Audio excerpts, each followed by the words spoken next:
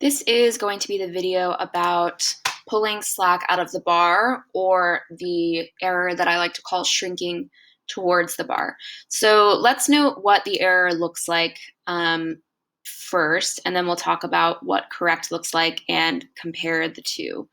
So in this setup, you can see that the lifter is not sustaining any of the weight of the bar.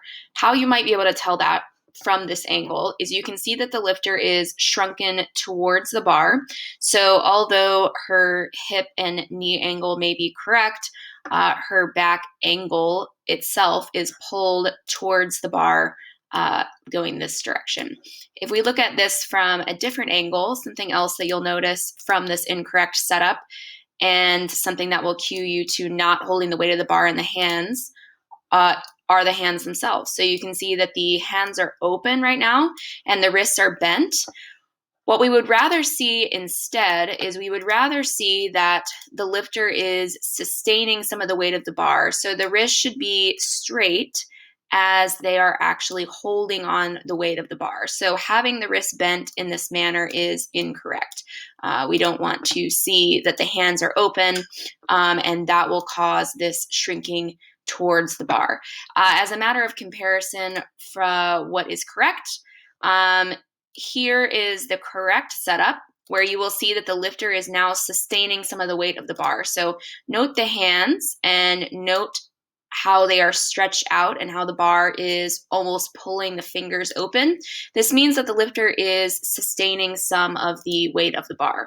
And as she pulls herself down, she doesn't lose that aspect of the lift. So her arms are very long in this orientation, and we can compare that with this position where the arms are shorter and the wrists are more bent. So that position, vice this position, this one being the correct position to be in. We can compare also the side views and what that looks like, correct versus incorrect. So let's get this correct lifter into the right position here. And let's compare this with the incorrect version. So you can see from the side that they have a rounding in their upper back that is non-existent in the side view that is correct. This is because in this view, they are actually sustaining some of the weight of the bar again. So remember, in this view, the wrists are not bent and the fingers are fully slacked out. In this view, there is some bend in the elbow, some bend in the wrists, and their back is shrinking towards the bar. Now, the problem with this orientation is that as soon as the lifter starts to pick up the bar, their position is going to change really dramatically. So they go from that position to this one really quickly. The problem with doing that is that even though the lifter achieves the right position in the end, which you may or may not, depending on how heavy the weight is, the problem is that they are changing that position as they're taking on the weight of the bar.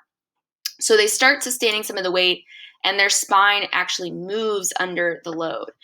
Let's look at the difference between that incorrect angle and what happens when the slack has already been taken out of the bar. Their position doesn't change at all. So you can see that their spine stays the same shape as before when it was on the floor. Everything looks the same. The hips don't shoot up like the hips shoot up here. So they're able to maintain their position instead of assuming the weight and knocking everything kind of out of place there. Let's look at it from the front. So as soon as the weight is taken on, you can see the wrists are bent, and you're going to note when the actual weight comes off the floor, there's a moment where it slacks out, and you can see the arms elongate. So you can think of the arms in this almost like a spring, right? There's no tension on the spring right now, so it's a pretty loose spring here. When she goes to pull the bar, however, that spring gets even longer, right? So it goes from being in a relaxed state to being slacked out really quickly. And the problem with that is that it changes her position pretty drastically. And that's compared with the correct view, where you can see that she's already in a pretty taut position. So if we're thinking about our spring analogy, the spring is under quite a bit of tension, perhaps even pulled straight, and it remains that way as she pulls the weight off the floor. So none of her segments change, and she is actually sustaining the weight of the bar before picking it off the ground. So the way to correct this error is actually at the beginning of the setup.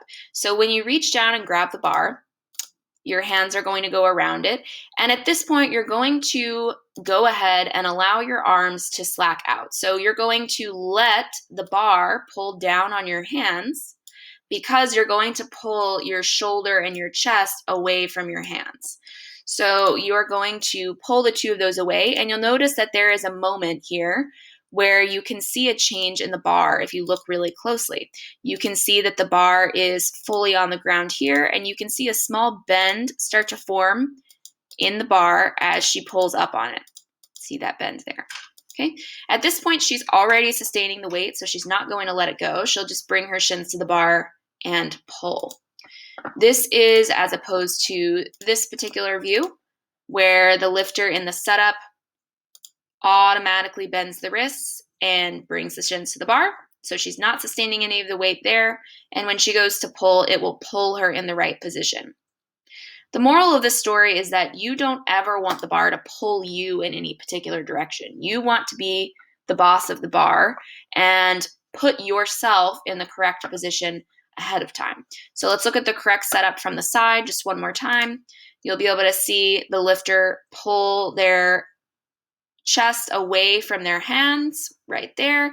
That pulls the slack out. They bring their shins to the bar, continuing to hold the slack, and then the weight comes off the floor. So that is how to correctly pull the slack out of the bar without shrinking towards the bar. Just let me know if you have any questions.